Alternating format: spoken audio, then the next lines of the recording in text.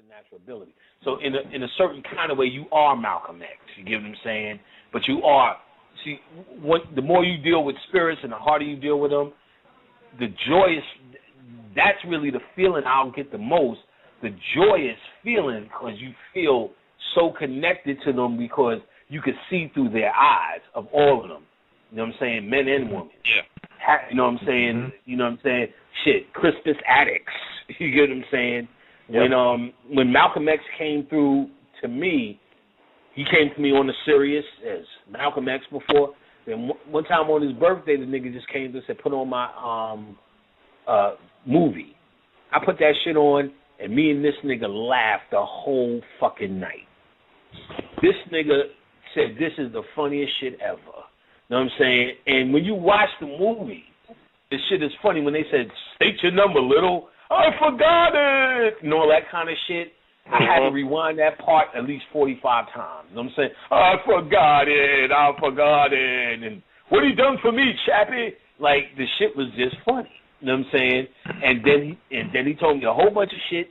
I wrote it all down and forgot. You know what I'm saying? A whole bunch of other shit. But in other words, not coming so serious. You get what I'm saying? Early on, he came with that, and brothers, and here's the plight shit, and I'm with Elijah Muhammad, and I'm with Father Allah, and all the rest of that kind of stuff. But then he just come to hang out. It's like your approach to it is going to dictate what comes out because a part of it is your DNA. You get what I'm saying? So I remember that in your speech that you had a while ago with Dr. Delbert Blair when you were saying how, like, or maybe it was someone else when you were saying how Michael Jackson, when he passed away, you felt that pain through the back of your neck. I remember you speaking on that. Yeah, because it depends on how sensitive you are, because a lot of people were feeling, most people just felt the sorrow, you get what I'm saying? And that's the connection. But what we're talking about is, which brings me to something else. Malcolm X is there for all of us to utilize, right? Yeah. His energy, he came, he laid his game down, he shaped, inspired, he did what Malcolm X did. So did Elijah Muhammad, so did Harriet Tubman, Noble Drew Ali, and so on and so forth. So when we call it up in our DNA, because we are here and we are active, we can still shape that energy into something else. In other words, you could still use Malcolm X's energy for a cause. The idea, most of us try to use Malcolm X's energy for Malcolm X. You get what I'm saying? But the same way we took Christ's energy and made it into something called Jesus, we can take the original intent of Malcolm X and turn it bad or good, or turn it for our own purpose. Ptolemy the 15th, too, that Jesus person. Huh? That Ptolemy the 15th is that Jesus, that Isa person that we all speak on, too.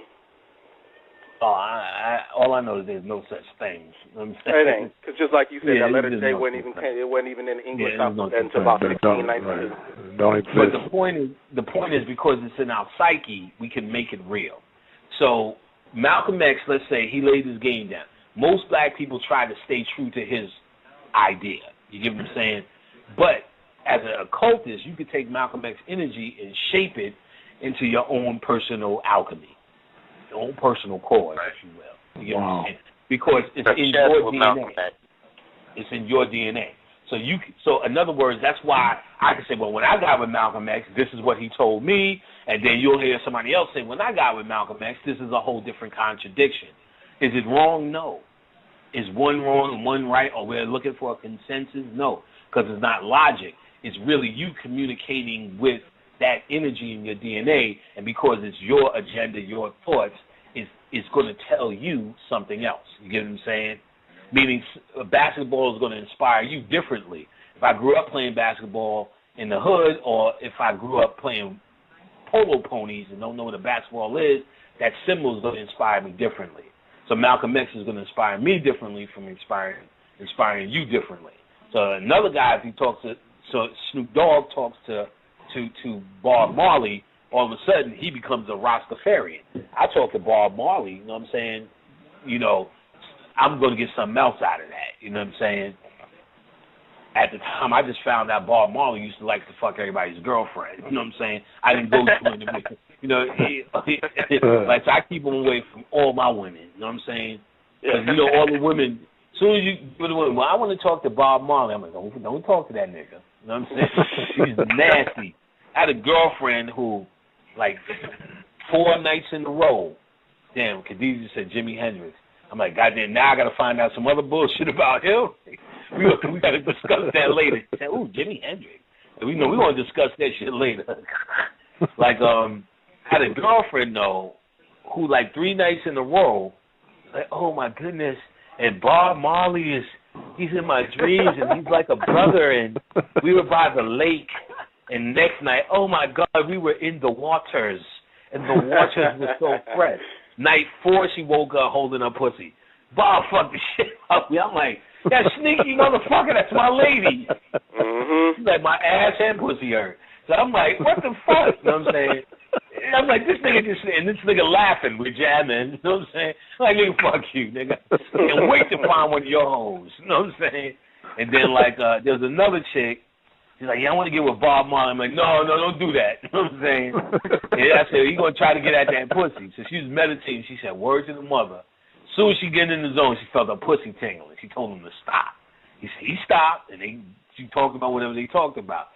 So he's in the DNA. We can contact him. I'm not going to go to Jamaica and become a Rasta, but Snoop Dogg, that's what Bob Marley's telling Snoop Dogg. So much that he thinks that he's Snoop Lion now. You know what I'm saying?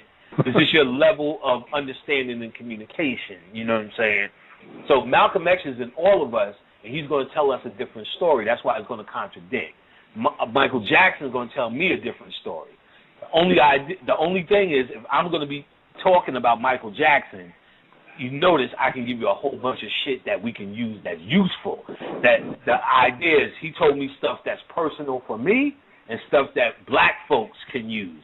That's generic that we all can use. That's the difference. You get what I'm saying?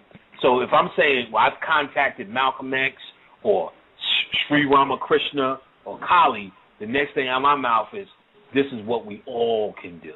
But then I've contacted them and they said, well, Panic, this is what you need to do. You get what I'm saying? This ain't nobody else's business. So you got to know how to differentiate between the two.